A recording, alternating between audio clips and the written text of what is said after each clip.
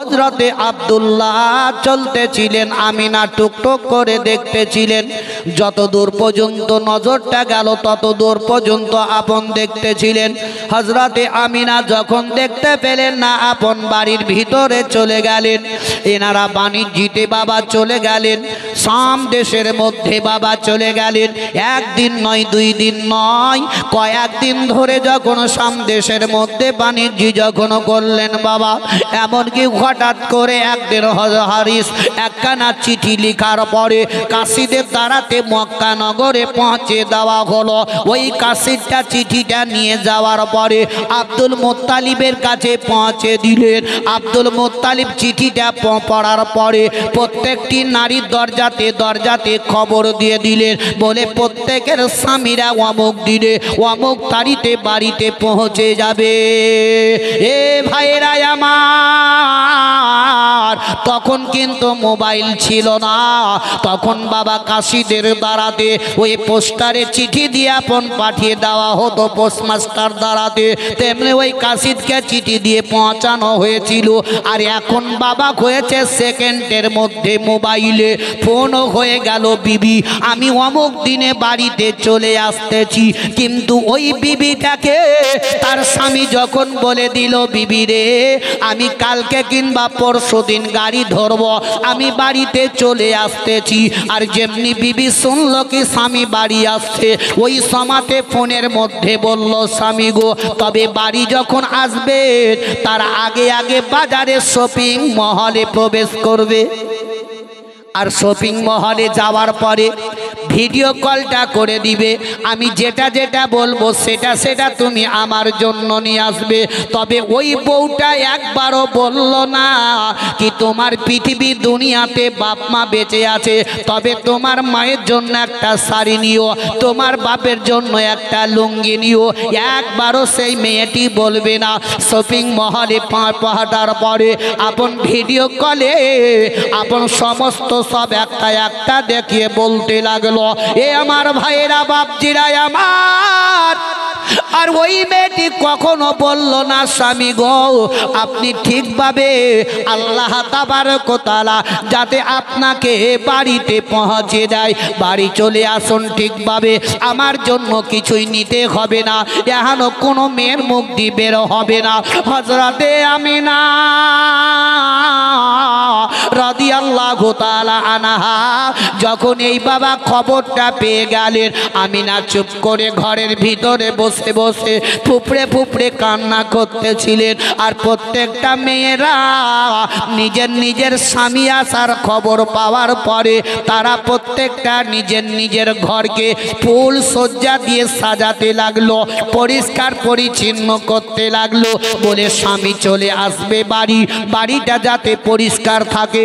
আমাদের দেশের মা বোনেরা দেখবেন স্বামী যখন বিদেশ থেকে আসবে খবরটা যখন হয়ে যায়, প্রত্যেকটা মেয়েরা সুন্দর করে বাড়িটাকে সাজিয়ে রাখে যাতে স্বামী এসে সুন্দর দেখতে পায়। এখনো বাপজি আমার, কিন্তু আমিনা রাদিয়াল্লাহু তাআলা আনহা বলেছিলেন, আল্লাহ গো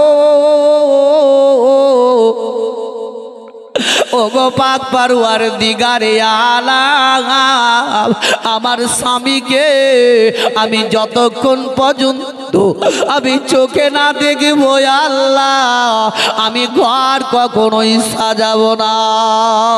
এইভাবে হযরতে আমিনা কান্না করতেছিলেন। আমিনার দুই চোখের পানি ঝরঝর করে ঝরে যায়। হযরতে আমিনা রাদিয়াল্লাহু তাআলা আনহা ঘরের ভিতরে ফুপড়ে ফুপড়ে কান্না করে। এদিকে 10 ভাই যখন রওনা হয়ে গেল, রাস্তায় চলতে চলতে আবওয়ার পাহাড়ের নিকটে যখন তারা পৌঁছে গেছে, হযরতে আব্দুল্লাহর পেটের মধ্যে বেদনা উঠে গেল।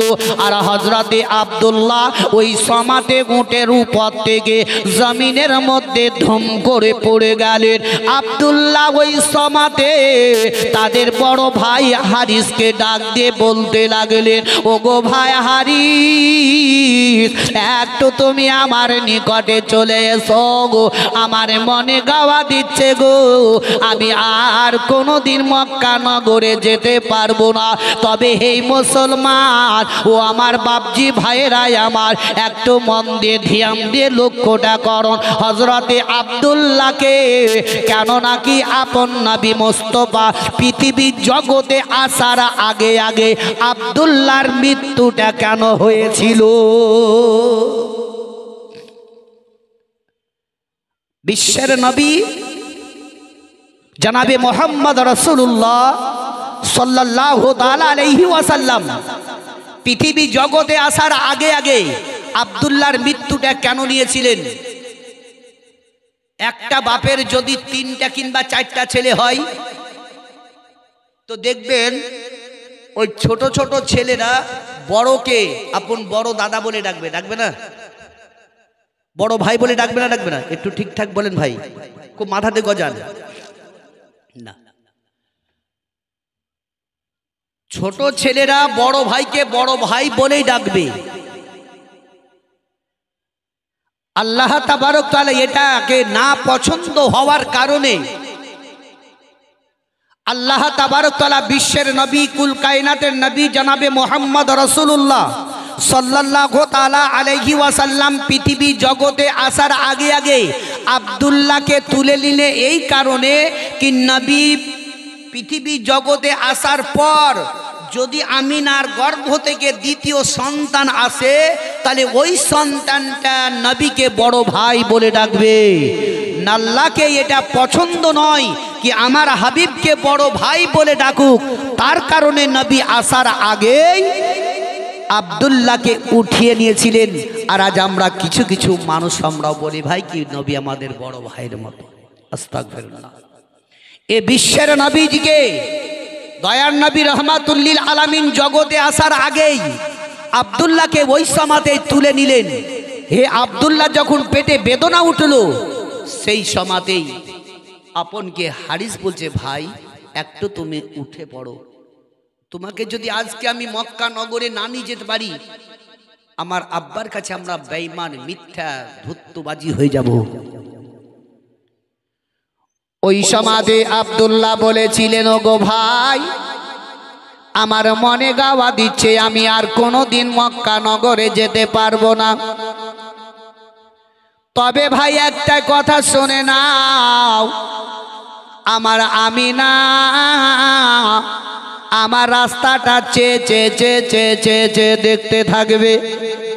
তবে আমার আমিনাকে আমি কোনো কিছুই তোহফা দিতে পারলাম না। তবে ভাই আমার আমিনা যখন সামনে দিকে দাঁড়িয়ে থাকবে ওই সমাজে আমিনার সামনে এই খালি উটটাকে হাঁকিয়ে দিবে যাতে আমিনা বুঝতে পারে আমার স্বামী আমার জন্য এটাই তোহফা পাঠিয়েছে। জোরে বলুন সুবহানাল্লাহ, জোরে বলুন। না চাটা খাবেন ভাই? খালি মুখে খালি একটু সুবহানাল্লাহ সুবহানাল্লাহ বললে বহুত নেকি আছে, ফরুকটাকে নেকি ধরতে জানি না বলে আমাদের এই অবস্থা, শিক্ষা দিতে পারছি না বলে তো আমাদের এই অবস্থা। আমরা ওপর নিচে কাটলে আর নিচে ধাপিতে না ধরে ওপরে গিয়ে আমরা খুব বতাসা করি, চায়ের দোকানে এখানে বসে বসে খুব আমরা ফতোয়া জারি করি, এই করেঙ্গে তাই করেঙ্গে, ওই করেঙ্গে এই করেঙ্গে ওই করেঙ্গে, বিভিন্ন রকমের কথাবার্তা। কিন্তু ভাই আমরা যে মানুষকে মাটি দেয় মিনহা খালাকনাকুম বলে, তো এই দোয়াটাই আমরা ঠিকভাবে জানি না। জানি এমন এমন বয়স্ক বয়স্ক লোক আছে দোয়া জানে না, মানুষ মরার পর কোন দোয়াটা পড়তে হয় সেটাও জানে না। আরে কোন সমাজে দোয়া কোনটা কাউকে যদি জিজ্ঞাসা করা হয় বলছে মৌলভী সাহেব ওইটাই তো জানি না। আবার খুব আমরা খুব ফতোয়া জারি করি। ভাই একটুকু শিক্ষার চেষ্টাটা করুন। আজকে এই জায়গাতে সুবহানাল্লাহ বলতে বলছি, তবু সামনেকার কয়েকজন জোরে সুবহানাল্লাহ, বাদ বাকি পিছনে মাশাআল্লাহ। এই জায়গাতে বসে যদি আপনি সুবহানাল্লাহ জোরে বলেন তো হাসরের ময়দানেও আপনার উচ্চ আওয়াজ হয়েই থাকবে। জোরে বলুন। আরো আপনার কি বলে দেশের মধ্যে পার্টি, বিভিন্ন রকমের পার্টি আছে না, পার্টি চাটাই পার্টি, বিছা পার্টি নয়, দেশ বিভ্রান্ত পার্টি। যখন মিছিল বের হয় মেম্বারের পিছনে পিছনে বাপরে দেখবেন বন্দে মাতারাম কত আওয়াজ, তখন পৈখা পর্যন্ত ছিঁড়ে যায়। কেন বলুন তো? মেম্বারের সামনে যদি একটু গলাবাজি করি তাহলে কিছু টাকা বেশি পাবো, ঘর বাড়ি পাবো, এই আশা নিয়ে আমরা গলাবাজি করি। আর এখানে গলাবাজি করলে কি পাবো? একটু চা না হলে গোশ ভাত খেতে পাবো। এটাই তো মনে করে আখিরাতের পুঁজি পাবেন এই জায়গায় বসে। যতক্ষণ এই জায়গায় বসে থাকবেন ততক্ষণ আপনার প্রতি আল্লাহর রহমত নাজিল হবে। জোরে বলুন সুবহানাল্লাহ। ওই সমাদে হযরতে আমিনা রাদিয়াল্লাহু তাআলা আনহা বাবা ওই খালি মোটখানাকে দেখার পরে আমিনা ভিতরে যাওয়ার পরে ফুপড়ে ফুপড়ে কেঁদে উঠলেন। আমিনা রাদিয়াল্লাহু তাআলা আনহা বললেন, আল্লাহ গো, ও গো পাক পারওয়ারে দিগারে আলাম, এটাই কি আমার ভাগ্যে নসিবে লেখা ছিল যে আমি আর কোনোদিন স্বামীকে দেখতে পাবো না, জীবনে আর কখনো চোখে নজরে আর আমি পাবো না। হযরতে হারিসকে যখন আপন তার পিতা হযরতে আব্দুল মুত্তালিব বললেন, ও বেটা হারিস বলো আমার আব্দুল্লাহকে তোমরা কোথায় মেরে ফেলে এসেছো বলো। তবে আব্দুল্লাহকে তোমাদেরকে বললাম আমি কখনোই তোমাদের সঙ্গে আমি পাঠাবো না, তবে আমার আব্দুল্লাহকে এনে দাও। হযরতে হারিস বলতে লাগলো, গো আব্বা জান, আমার ছোট্ট ভাই আব্দুল্লাহর পেটে বেদনা উঠলো বলে তারে আমরা নিয়ে আসতে পারিনি, তাকে আমরা কখনোই মারিনি। হযরতে আব্দুল মুত্তালিব বললেন, ওগো হারিস একবার আমিনার দিকে তাকিয়ে দেখো। আমিনার দুই চোখের পানি ঝরঝর করে ঝরে যায়। ওগো হারিস, আমি আমিনার চোখের পানি বরদাস্ত করতে পারি নাই, একবার তুমি আমার আব্দুল্লাহকে এনে দাও। আমিনা রাদিয়াল্লাহু তাআলা আনহা স্বামীর জন্য বাবা কান্না করে, দুই চোখের পানি ঝরঝর করে ঝরে যায়। ও আমার ভাইরা যাদের দুনিয়া থেকে স্বামী গেছে সেই না সেই মায়া আমার মর্মটা জানে, যার দুনিয়া থেকে বিবি গেছে সেই না তার মর্মটা সে জানে।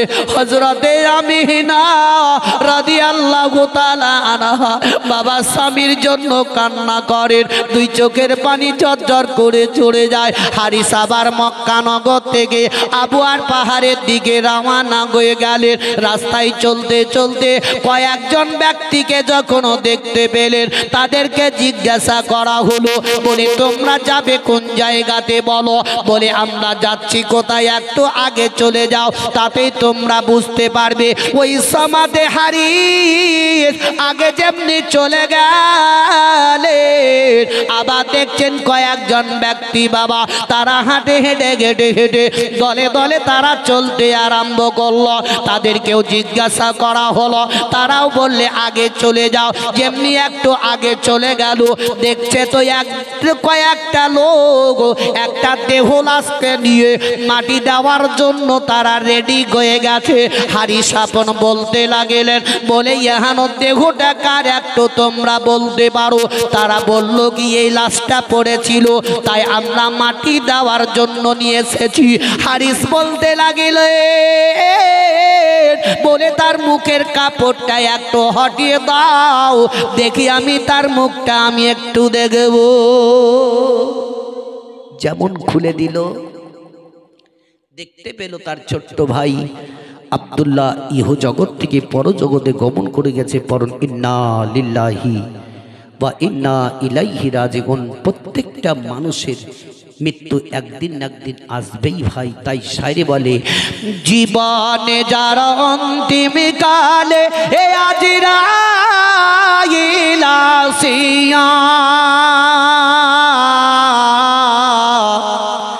যেদিন তোমার সাধের জীবন যাবে রে লইয়া, যারে তুমি ইয়াত যত্নে আরে রাখিলে ঘরেতে,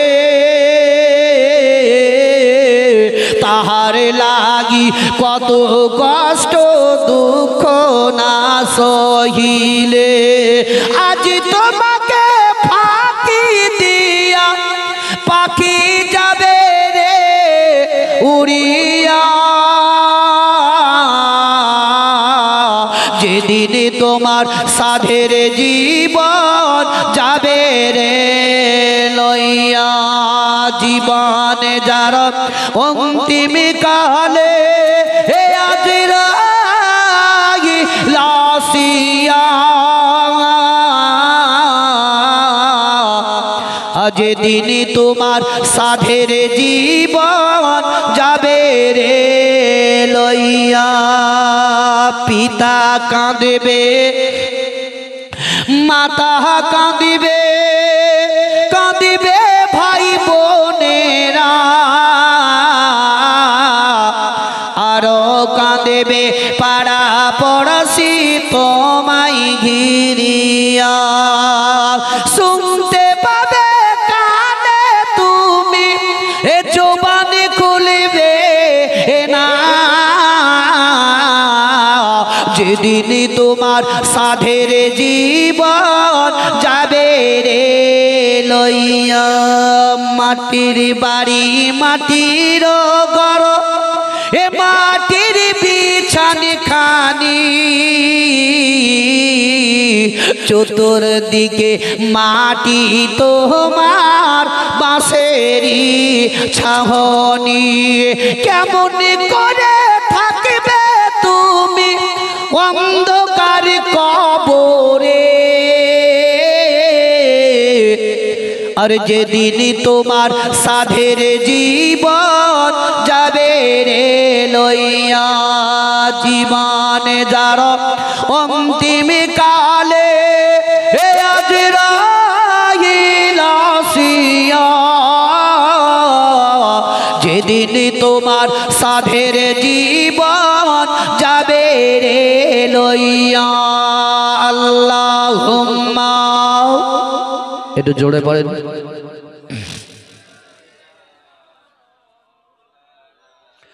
মুহাম্মাদ ওয়া আলা আলি সাইয়্যিদিনা সাল্লাল্লাহু তাআলা আলাইহি ওয়াসাল্লাম ও বাবা জীবনের আমার ভাইরা মা বোনেরা আমার হযরতে আমিনা রাদিয়াল্লাহু তাআলা আনহা বাবা এদিকে ওজর নয়নে কান্না করতেছিলেন হারিস আপন বাবা সেই জায়গাতে তাদের বাবা মিলিত হয়ে আপন মাটি দিয়ে কাঁদতে কাঁদতে বাড়ির দিকে রওনা হয়ে গেলেন হযরতে আমিনা রাদিয়াল্লাহু তাআলা আনহা রাত্রি বেলাতে বিছানায় শুয়ে শুয়ে স্বপ্ন যোগের মধ্যে আপন দেখলেন কি তিনার সিনা থেকে প্রদীপ একটা আসমানের দিকে চলে গেল একটা আলা বাবা আসমানের দিকে চলে গেল ওই হযরতে আমিনা রাদিয়াল্লাহু তাআলা আনহা বাবা রাত্রিতে আর ঘুমালেন না হযরতে আমিনা চিন্তায় চিন্তিত হয়ে গেলে অতি সকাল বেলাতে উঠে তিনি তিনার রুম থেকে টুকটুক করে তিনার শ্বশুর হযরতে আব্দুল মুত্তালিবের দরজাতে গেলেন দরজাতে দাঁড়িয়ে দাঁড়িয়ে আমিনা কান্না করতেছিলেন আমিনা দুই চোখের পানি ঝরঝর করে চলে যায় ওই আমার ভাইরা বাপজিরা মা বোনের আমার হযরতে আমিনা ওই কান্নার আওয়াজ পেয়ে হযরতে আব্দুল মুত্তালিব দরজাটা খুলে দিলেন দেখছেন তো আমিনা কান্না করতেছেন হযরতে আব্দুল মুত্তালিব বললেন ওগো আমিনা গো আমি সব কিছু বরদাস্ত করতে পারি রে মা তবে তোমার চোখের পানি আমি আর বরদাস্ত করতে পারি না ওগো আমিনা একবার তুমি চোখের পানি বন্ধ করো তোমার চোখের পানি দেখলে গো আমিনা আমার ছোট্ট বেটা আব্দুল্লাহকে মনে পড়ে যায় তবে আমি না গো কেন তুমি আমার দরজাতে এসে এইভাবে কান্না করতেছো বলো না কেন হযরতে আমিনা বললেন ওগো আব্বা জান, আপনার দরজাতে আমি এসেছি একটাই কারণ, আমি গত রাত্রিতে আমি স্বপ্ন যোগে দেখলাম গো আব্বা, আমার সিনা থেকে একটা প্রদীপ আলা আসমানে চলে গেল। এই যে আসমানে চলে যাবার কারণটা একটু বলো না কেন? হযরতে আব্দুল মুত্তালিব এখনো কথাটা শোনার পরে চোখ দুটোকে বন্ধ করলেন। আব্দুল মুত্তালিবের দুই চোখের কোনা দিয়ে পানি পড়ে গেল। আমিনা রাদিয়াল্লাহু তাআলা আনহা তিনার শ্বশুর আব্দুল মুত্তালিবের দিকে দেখে বললেন, ওগো আব্বা কেন এইভাবে আপনি কান্না করো? একবার আপনি বলুন না কেন? হযরতে আব্দুল মুত্তালিব বললেন, ওগো আমিনা, এই স্বপ্নের মানেটা হলো এটাই, যাদের পৃথিবীর দুনিয়া থেকে স্বামী বিদায় নিয়ে চলে যায়, ওই মেয়ের সিনা থেকে প্রদীপটাও আসমানে চলে যায়। হযরতে আমিনা যেমনই এই কথাটি শুনে নিলে আমিনার স্ত্রীর ভাবে থামতে পারলেন না। আমিনা কাঁদতে কাঁদতে কাঁদতে তিনি নিজের ঘরে গিয়ে ফুপড়ে ফুপড়ে বজনে কাঁদে। আমিনা রাদিয়াল্লাহু তাআলা আনহা আল্লাহর দরবারে বলেন, আল্লাহ গো, এটাই কি আমার ভাগ্যে নসিবে লেখা ছিল? আমি অল্প বয়সে স্বামী হারা হয়ে যাব, আমি আর কোনোদিন স্বামীকে আমি দেখতে পাবো না। হযরতে আমিনা এত কান্না করেন, এত কান্না করেন। এমন সমাধে বাবা হারিস কাঁদতে কাঁদতে মক্কা নগরে বাবা পৌঁছে গেল। এই সমাধে আব্দুল মুত্তালিব একবার ঘরের ভিতরে একবার বাইরে চলে আসতে আছে। কতক্ষণে হারিস আসবে আমার আব্দুল্লাহকে সঙ্গে করে নিয়ে? আমিনার কান্না আমি আর সহ্য করতে পারি না। হযরতে আমিনা রাদিয়াল্লাহু তাআলা আনহা কখনো নিজের ঘরের ভিতরে চলে যান, আবার কখনো দরজাতে চলে আসেন, কেন নাকি স্বামীকে আমার সঙ্গে নিয়ে আসবে। হযরতে আমিনা রাদিয়াল্লাহু তাআলা আনহা যখন হারিসকে একা একা দেখতে পেয়ে গেলেন, আমিনা টুকটুক করে দেখতেছিলেন। হযরতে আব্দুল মুত্তালিব বললেন, বেটা হারিস, বলো বলো আমার আব্দুল্লাহ কোথায় বেটা বলো। হযরতে হারিস ওই সমাধে তিনার পিতা আব্দুল মুত্তালিবের কাঁধে মাথাটা লাগিয়ে দিয়ে অঝর নয়নে কেঁদে কেঁদে কেঁদে কেঁদে বলতে লাগলো, ওগো আব্বা গো, সারা যদি এখন মাথা ঠুকে ঠুকে ঠুকে আমি শেষ হয়ে যাই, তবে আমার ছোট্ট ভাই আব্দুল্লাহ আর কোনোদিন ঘুরে আসবে না। হযরতে আমিনা রাদিয়াল্লাহু তাআলা আনহা এহেন কথাটা শোনার পরে ওই সমাধে আমিনা ঘরের ভিতরে আরো জোর কাঁদতে লাগলেন। ওই মক্কার মেয়েরা গিয়ে হযরতে আমিনাকে বোঝাতে আরম্ভ করতে লাগলেন। কেউ বলে, ওগো আমিনা, আমারও বেটা গাছে আমি সবুর করে আছি। কেউ বলে, আমিনা, আমার স্বামী গাছে আমি সবুর করে আছি। ওগো আমিনা, তুমিও একটু সবুর করে নাও, দেখবেন আমাদের পৃথিবীর জগতের কোনো মা বোনের যদি স্বামী চলে যায়, অন্যান্য নারীরা অন্যান্য মেয়েরা বাবা একে একে তাদেরকে বুঝাইতে থাকে, বলে আর কেঁদো না, চুপো চুপো একটু সবুর করো, আল্লাহর মাল আল্লাহই নিয়েছে। আল্লাহুম্মা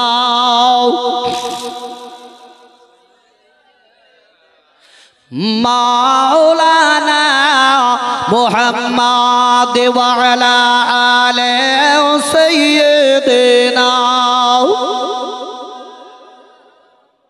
সাল্লাল্লাহু তাআলা আলাইহি ওয়াসাল্লাম। তবে বাপজিরা ভাইরা আমার জীবনী বহুত লম্বা চওড়া তাদের কাহিনী, মর্মান্তিক ঘটনা। তবে আজ তাদের কাহিনী জীবনী শুনে যদি আমরা কিঞ্চিত পরিমাণ যদি মেনে চলতে পারি, তবে আমরা ইহকাল পরকালেও লাভবান হব। জোরে বলুন সুবহানাল্লাহ। তবে বাপজিরা দেখুন, প্রত্যেকটা মানুষকে এই পৃথিবী দুনিয়া ছেড়ে চলে যেতে হবে, তার আগে আগে কিছু পুঁজিটা সঞ্চয় করুন।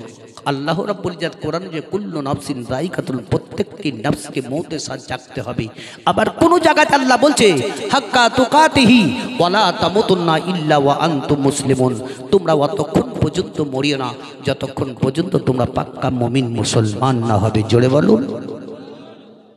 ইমানদার হয়ে প্রকৃত মুসলমান হয়ে মরার চেষ্টাটা করুন। যেই বিশ্বের নবীর আজকে আপনার আমার নয়, যার জন্য সারা জাহানকে সৃষ্টি করা হয়েছে, সেই নবীরও জান কবজ করা হয়েছে। হয়েছে না হয়নি? প্রত্যেকটা মানুষের রুহটাকে কোথায় রাখা হয়? দুইটা জায়গাতে, ইল্লিন আর সিজ্জিনে।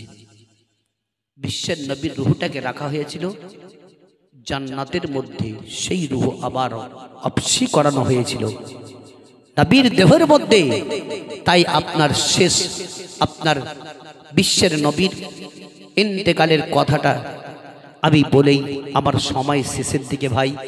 এখনো একটা নয়, দুইটা নয়, তিনটা বক্তা এখন পর্যন্ত আছেন। ওনাদের মুখ থেকেও আমাদের জীবনী কাহিনী শুনতে হবে।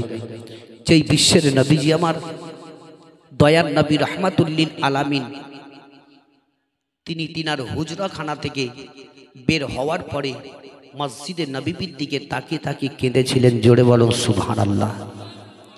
কেন কেঁদেছিলেন? আজ এইখানে বহুত নামাজিরা আছেন, এই নামাজিদের মধ্যে দিয়ে কেউ যদি অসুস্থ হয়ে পড়ে যায়, মসজিদে যদি নামাজ না পড়তে যাওয়াই, তো ওই সময়তেও একবারও মসজিদের দিকে তাকিয়ে কেঁদে বলে না কি আল্লাহ তোমার এই পবিত্র ঘর আর হয়তো নসিবে আমার জুটবে না, বলি কোনোদিন? আমরা মসজিদের দিকে তাকিয়ে কাঁদি। লজ্জার বিষয়, মসজিদে আজান হলে মোবাইলের আওয়াজ বেড়ে যায়, মসজিদে আজান হলে মুখের বলি হাসি বেড়ে যায়। আমরা কুদাকুদি করি। খোদার কসম করে বলবো, মুয়াজ্জিন যখন আজান দেয়, ওই আজানের সাথে সাথে যদি আপনি জবাব দেন, তো আজান দেনেওয়ালা যত নেকি, আপনার জবাব দিয়ে ততটাই নেকি আছে। কিন্তু আমরা সেটাও তো আমরা করি না। আজান দিচ্ছে কে দিলে অমুক দিছে, কিন্তু যেগুলো শিখতে হবে সেগুলাকে নয়। আল্লাহর নবী দয়ার মুস্তাফা রহমাতুল্লিল আলামিন বাবা তিনার হুজরাখানা থেকে বের হওয়ার পরে আপন মসজিদে নববীর দিকে ওই তাকিয়ে তাকিয়ে তাকিয়ে তাকিয়ে তাকিয়ে কাঁদতেছিলেন। তার আগে বাবা ছোট্ট করে একটি কথা বলি। বিশ্বের নবী, কুল কায়নাতের নবী জনাবে মুহাম্মদ রাসূলুল্লাহ সাল্লাল্লাহু তাআলা আলাইহি ওয়াসাল্লাম মক্কা নগর মদিনাতে যখন এলান করতেছিলেন, ওই মক্কা নগরে যখন আপনার বাবা ইসলাম প্রচার করতেছিলেন,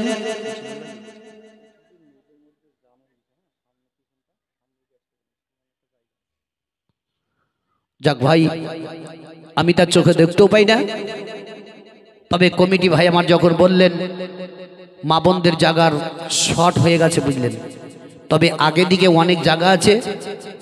আপনারা যদি পিছন থেকে লোক আগে যদি না আসতে পারেন, তো সাইডে রাস্তাটা দিয়ে দেন, যারা পিছনে দাঁড়িয়ে আছে তারা আগে আগে হেঁটে হেঁটে সাইড দিয়ে চলে আসবে।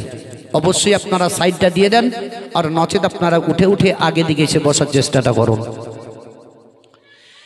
তো বিশ্বের নবী, কুল কায়নাতের নবী জনাবে মুহাম্মদ রাসূলুল্লাহ সাল্লাল্লাহু তাআলা আলাইহি ওয়াসাল্লাম মক্কা নগরে বাবা যখন ইসলাম প্রচার করতেছিলেন, যেই নবী মুস্তাফার এখনো কথা আবু জেহেল বাবা কি করলো, সমস্ত তার দলবলকে বলে দিল ওই নবী মুহাম্মাদের প্রতি খাওয়া দাওয়া পর্যন্ত একদম বন্ধ করে দাও।